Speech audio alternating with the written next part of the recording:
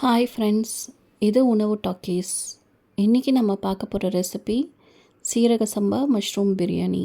இதை நம்ம எப்படி இன்ட்ரெஸ்டிங்காக செய்கிறதுன்னு பார்க்கலாம். இந்த சீரக சம்பா மஷ்ரூம் பிரியாணிக்கு நான் 1 கப்பு சீரக சம்பா அரிசி எடுத்திருக்கேன். அந்த அரிசியை 2 தடவை தண்ணியில் அலசிட்டு அதுக்கப்புறம் தண்ணி ஊற்றி 1/2 அன் ஹவர் ஊற வச்சுக்கலாம். நெக்ஸ்ட்டு தேவையான ஸ்பைசஸ்லாம் எடுத்துக்கலாம். 2 பட்டை, லவங்கம், அன்னாசிப்பூ, 2 ஏலக்காய், மராட்டி மொக்கு, கல்பாசி, பிரிஞ்சி இலை. அடுத்ததாக ஸ்டவ் ஆன் பண்ணி ஒரு பேன் வச்சு அதில் 3 டேபிள் ஸ்பூன் போல் ஆயில் போட்டிருக்கேன். 2 டேபிள் ஸ்பூன் போல் நெய் போட்டிருக்கேன். இப்போ இது ரெண்டும் ஹீட் ஆகட்டும்.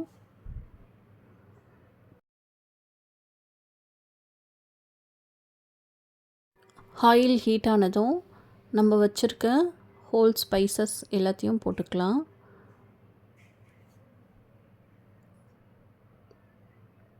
இது கூடவே 1 டேபிள் ஸ்பூன் சோம்பு போட்டுக்கலாம்.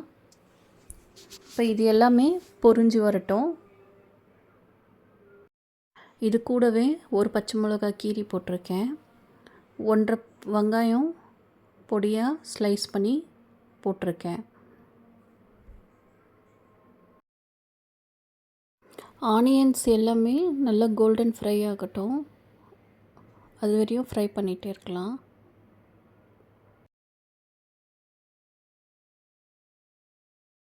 இப்போ ஆனியன்ஸ் நல்லா ஃப்ரை ஆகிடுச்சு.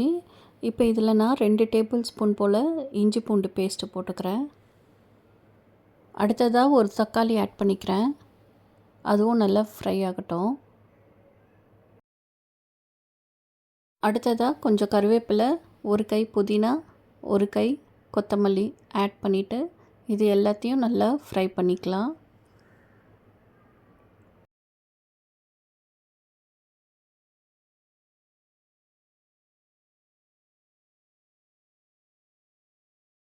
இப்போ நம்ம வாஷ் பண்ணி கட் பண்ணி வச்சுருக்க மஷ்ரூமை ஆட் பண்ணிக்கலாம். நான் 1 பாக்ஸ் மஷ்ரூம் ஆட் பண்ணியிருக்கேன்.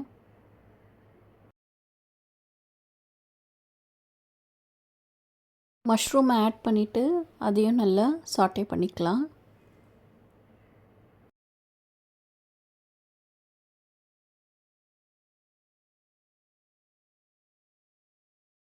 அடுத்ததாக மசாலா ஆட் பண்ணிக்கலாம். நான் 2 டேபிள் ஸ்பூன் போல் மிளகாத்தூள் ஆட் பண்ணியிருக்கேன். இந்த மிளகாத்தூள் மிளகா, தனியா ரெண்டும் மிக்ஸ் பண்ணி ஈக்குவல் போர்ஷனில் அரைச்சது. 1/2 டீஸ்பூன் மஞ்சத்தூள் ஆட் பண்ணிக்கிறேன். தேவையான அளவு உப்பு ஆட் பண்ணிக்கலாம்.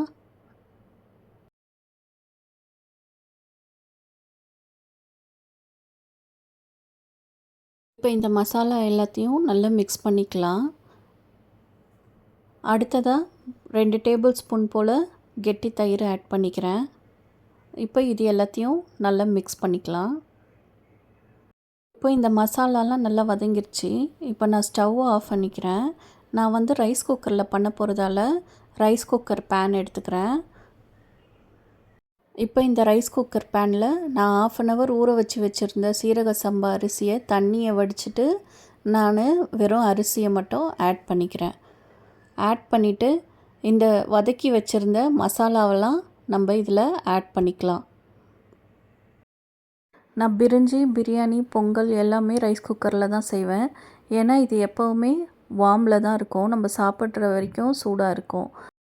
நான் 1 கப்பு சீரக சம்பா அரிசி எடுத்தேன். 1 கப்புக்கு 2 கப்பு போல் தண்ணி. ஸோ அதில் 1 கப்பை நான் பேனில் இருக்க மசாலாவில் ஆட் பண்ணிக்கிறேன். இப்போ நான் இந்த 1 கப் தண்ணியை ரைஸ் குக்கரில் ஆட் பண்ணிக்கிறேன். அடுத்ததாக பேலன்ஸ் இருக்க இன்னொரு கப் தண்ணியும் நான் ரைஸ் குக்கரில் ஆட் பண்ணிக்கிறேன். ஃபைனலாக நம்ம கொத்தமல்லி தூவி மிக்ஸ் பண்ணிக்கலாம். மிக்ஸ் பண்ணி ரைஸ் குக்கரில் வச்சுக்கலாம். இப்போ ரைஸ் குக்கரில் வச்சதுக்கப்புறமா இதை குக்கிங் மோடில் ஆன் பண்ணிவிட்டு நம்ம ஒரு மிக்ஸ் பண்ணிவிட்டு லிட்டை மூடிடலாம். இப்போ பிரியாணி குக்கிங் மோட்லேயே இருக்கட்டும். வெந்து முடிஞ்சதுக்கப்புறம் அதுவே ஆட்டோமேட்டிக்காக கீப் வார்ம் மோடுக்கு வந்துடும்.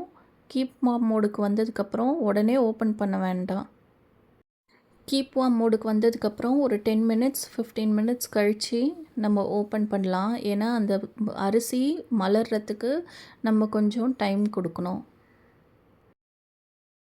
இப்போ நம்ம ஓப்பன் பண்ணி பார்த்தோன்னா நம்ம பிரியாணி ரெடியாக இருக்கும்.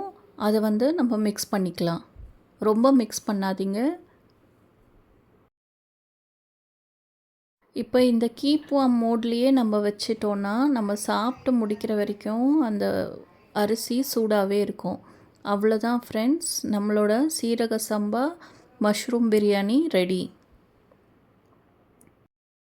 நம்ம சேனல் உணவு டாக்கீஸில் இன்னும் நிறைய இன்ட்ரெஸ்டிங் வீடியோஸ் காத்துட்ருக்கு ஃப்ரெண்ட்ஸ். நம்ம சேனலை லைக் பண்ணுங்கள், ஷேர் பண்ணுங்கள், கமெண்ட் பண்ணுங்கள், சப்ஸ்கிரைப் பண்ணுங்கள். தேங்க்யூ.